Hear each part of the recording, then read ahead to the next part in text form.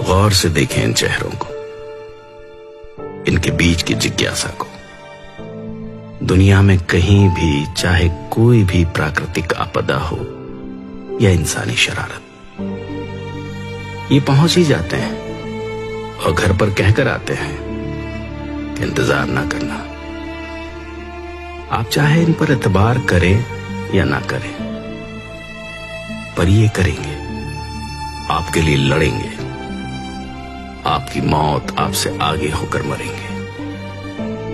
इनको कोई फिक्र नहीं कि क्या सजा होगी,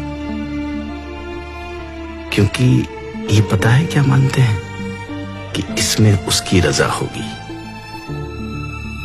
कभी आतंकवादी, कभी बागी, लेकिन करे भी क्या, ये बगावत इनके खून में है। वो खून जिसने मिट्टी में गोलियां बोई थी, वो खून जो जलियांवाले बाग में दिखा था, वो खून जो सिर चढ़ा और 7 समंदर पार किताब में पिस्तौल बनकर पहुंचा, वो खून जिसने फांसी के फंदे को चूम कर गले लगाया, जिसने आरियों के नीचे भी अपने यकीन को नहीं छोड़ा। यकीन जो हंसते हुए तपती तवी पर बैठ गया, चांदनी चौक में शीश देकर चमकौर में तीरों की बारिश में भीगते हुए आकर खड़ा हुआ सरहद की उस नींव पर जिस पे उभरा इंसानियत का महल। आइए जरा देखें तो सही, ये जो बीते कुछ समय से सड़कों पर घूम रहे हैं, ये असल में हैं कौन? इन माताओं की इतनी कौन सी मजबूरी थी कि वो भी साथ चल पड़ी? ये मजबूरी इनके जागते ज़मीर की है, इनकी पवित्र कोख की है, जिनमें से दुनिया के तमाम योद्धाओं ने जन्म लिया। भला ये घर पर कैसे रह सकती थी? इन्हीं में से जन्मे थे आनंदपुर की धरती से सिर मांगने वाले और सिर देने वाले। इन्हीं में से जन्मे वो योद्धा जो पैदा तो अलग अलग गर्भ से हुए, लेकिन आखिर में अपनी सबसे प्यारी मां धरती की कोख में समा गए। ये वही हैं जो रक्षा करते हैं, चाहे अधिकारों की हो या सरहदों की। दोनों तरफ एक ही पिता के बेटे हैं, दोनों अपने अपने फर्ज निभा रहे हैं। अगर कुछ बीच में है तो बुरी सोच की सरकारों के बैरिकेड्स। इनका इतिहास पढ़ने पर पता चलता है कि पहली बार बागी नहीं हुए। जब जब हक और सच के लिए आवाज उठाने की जरूरत पड़ी, ये सब अपनी अपनी जगह आगे आकर लड़े हैं। ये लोग जिनकी भाषा, पहरावा, त्योहार और संस्कृति तो अलग हो सकती है, लेकिन अंदर की आग एक ही है, एक अच्छे देश के निर्माण का सपना,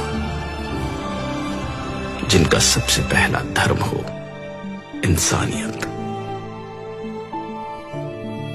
ये वही है जो मौत को सामने देखकर हंस हंस कर जयकारे लगाते हैं।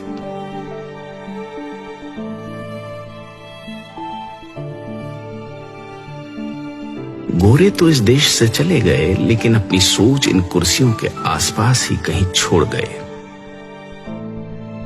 जिन पर बैठने वाले चेहरे तो बदलते हैं,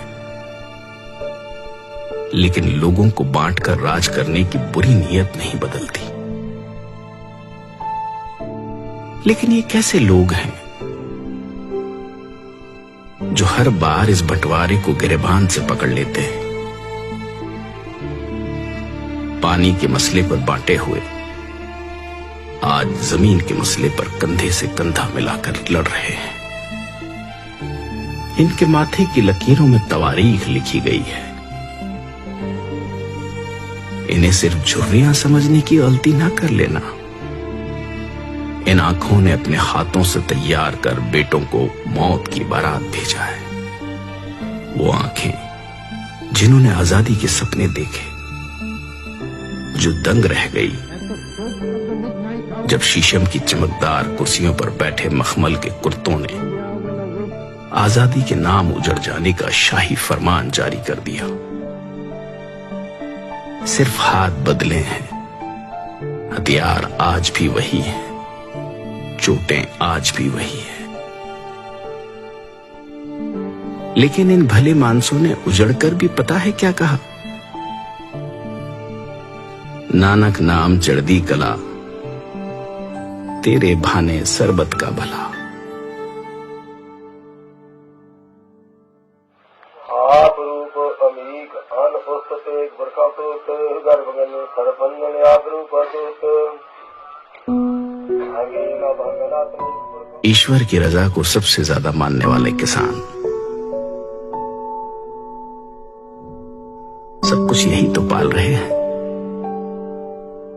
इन फसलों को, तुम्हारी नस्लों को, गरीबी से मर रहे आम इंसान को, भ्रष्टाचार से बड़े हुए पेट को, ईमान को, बेईमान को, इंसान को, शैतान को, बेजुबान को, हिंदू, सिख, ईसाई, मुसलमान को, सबको यही तो पाल रहे हैं। इसीलिए तो इन्हें अन्नदाता कहा जाता है।